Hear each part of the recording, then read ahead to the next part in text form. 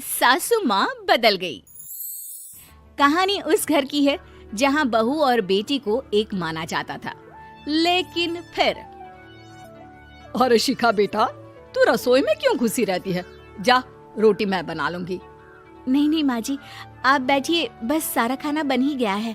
श्वेता को बोल देती हूँ, वो खाना लगा देगी सबका। सॉरी भाभी, मेरे पास वक्त नहीं है। माँ, मुझे पैसे देना, पार्लर जाना है। हाँ हाँ चली जाना, भाभी को भी ले जाना। वो भी जाने को बोल रही थी पार्लर, पर पहले ना मदद कर दे उसके खाना लगाने में। देख माँ, वो बहू है, उसे बहू रहने देना, इतना सर पर मत चढ़ा भाभी को। श्वेता, ज्यादा मत बोला कर। बहू और बेटी में कोई फर्क नहीं होता है। जा जाकर काम कर। ननद को माँ का भाभी से इस तरह प्यार करना बिल्कुल अच्छा नहीं लगता। वो बार बार किसी न किसी तरह माँ को भाभी के खिलाफ भड़काती रहती, लेकिन कोई फायदा ना होता। एक रोज, अरे बेटे किशन, जा बहू को कहीं घुमा कर ला, सारा दिन घर में काम करती रहती है। हाँ हाँ माँ, हम लोग जा रहे हैं ना गोवा। अच्छा जी, भाभी ने तो हमें बताया भी नहीं।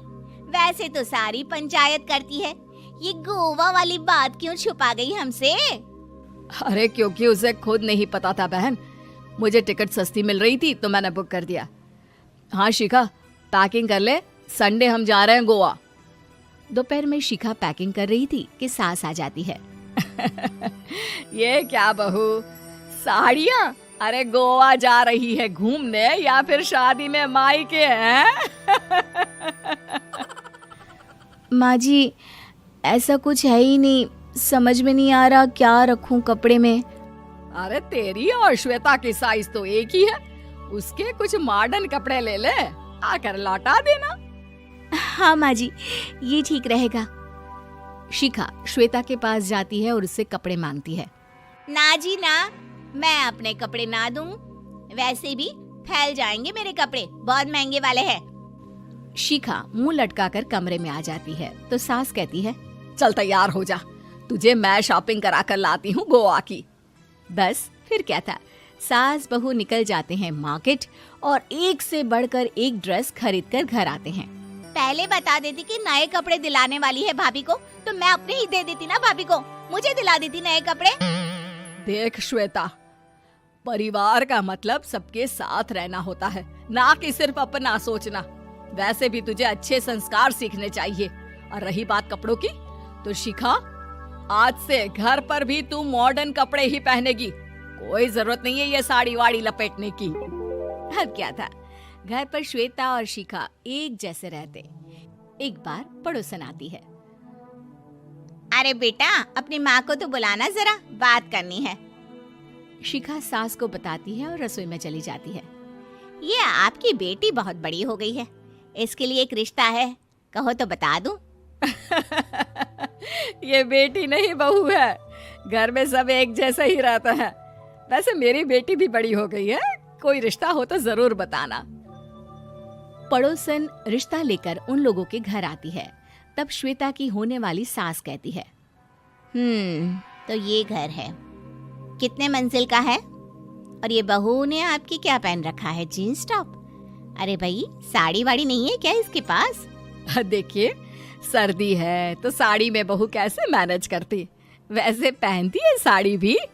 देखिए, हम लोग ठहरे पैसे वाले लोग, कोई कमी नहीं है हम लोगों के पास पैसों की, बहुत पैसे हैं, जमीन, नौकर चाकर, कार, सब कुछ है, लेकिन घर में संस्कारी बहू चाहिए। समझ रही हैं ना आप?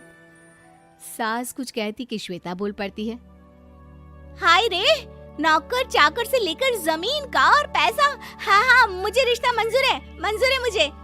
अरे रुक जा श्वेता, मैं बात कर रही हूँ ना। देखिए, हम लोगों के घर इतनी आजादी नहीं मिलेगी। अरे हाँ कर देना माँ, हाँ कर दे जल्दी से। सास क्या करती, बेटी की शादी ऐसे घर में कर देती है जहाँ ना उनके विचार मिलते हैं और ना ही आचार। शादी के बाद एक रोज फोन पर, श्वेता बेटा, एक बार घर आ जा, बहुत दिल करता है तुझे देखने का। माँ, वो घर पर बहुत काम होता है, कैसे आऊँ? बड़ा घर है, लेकिन आने जाने वालों की लाइन ही लगी रहती है। बेटा मैं तो जानती थी उस घर का हाल, लेकिन तू ही नहीं मान रही थी। माँ देख, हर घर का यही हाल है। तेरी बेटी को यहाँ घूंघट हटाने की परमिशन नहीं है और एक तरफ भाभी स्कर्ट पहनकर घूम रही है। बेटा मुझे क्या पता था कि मेरी बेटी को ससुराल के नाम पर पिंजरा मिल जाएगा। अच्छा माँ, फोन रखती हूँ, सास को गर्मा गर्म रोटी खिलानी है। तुम लोगों की तरह नहीं कि एक रोटी बनाओ, एक सब्जी बनाओ, फिर सारा दिन फ्री होकर घूमो।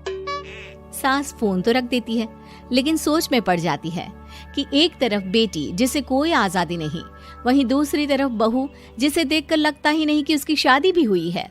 अगले रोज। शिखा, अरे ओ शिखा। हाँ माँ, क्या हुआ?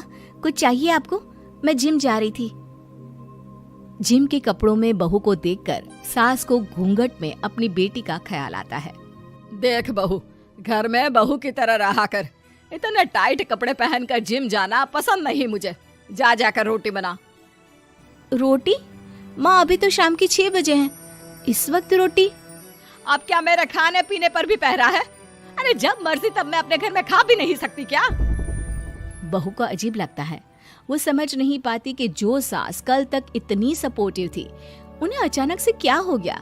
वो किचन में जाती है, गरम रोटी के साथ 2 तरह की सब्जी, रायता, सलाद सब लेकर सास के पास आती है। माँ जी, खाना। इतना सारा खाना? राक्षस समझा है क्या मुझे? रोटी मांगी थी मैंने गर्मा गर्म बस। पर माँ जी, रोटी खाती किससे आप? सब्जी तो बनानी थी ना।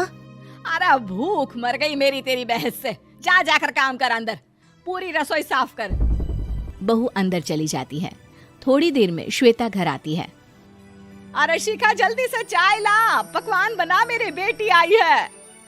अरे नहीं नहीं माँ, ड्राइवर बाहर खड़ा है। मैं तो घर का कोई सामान खरीदने के बहाने यहाँ आ गई हूँ, मुझे जाना होगा। अरे बेटा, पर कितने दिनों बाद देख रही हूँ तुझे, रहने आ जाना 2-4 दिन के लिए। आ जाऊंगी माँ, जब मेरी सास मरेगी तब। मैं तो रोज मन्नत मानती हूँ कि मेरी सास मर जाए तो अच्छा है। अच्छा चल, जा रही हूँ माँ। हे भगवान, कैसे कैसे दिन देखने पड़ रहे हैं मेरी बेटी को। सास अंदर जाती है, जहाँ श्वेता की जिम वाली सहेली का फोन आया होता है। क्या बात है, आज जिम नहीं आई? अरे पता नहीं यार, आज माँ को क्या हो गया अचानक। पर खैर कोई नहीं, लगता नहीं कि मैं अब जिम आ पाऊंगी। शिखा स्पीकर पर बात कर रही थी, जिसे सास सुन रही थी। यार ये सास ना होती ही ऐसी है। मैं तो कहती हूँ बुढ़िया जल्दी मरे और तू आराम से जिए। शिखा को सहेली की बात पर गुस्सा आ जाता है। माँ के मरने की कौन सा बच्चा दुआ मांगता है मोहिनी?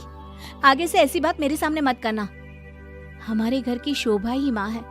क्या हुआ जो थोड़ी सख्ती दिखा रही है? उसमें भी कोई ना कोई उनकी भलाई ही होगी। मैं तो कहती हूँ भगवान मेरे जैसी सास सबको दे, जो सिर्फ माँ की तरह है। सास वाली तो कोई बात ही नहीं है उनमें। सास ये बात सुन रही थी। उनकी आंख में आंसू आ जाते हैं कि क्यों वो बेटी की किस्मत में बहू को भी भागीदार बना रही थी। शिखा, अरे ओ शिखा, क्या हो गया? जिम नहीं जाना क्या?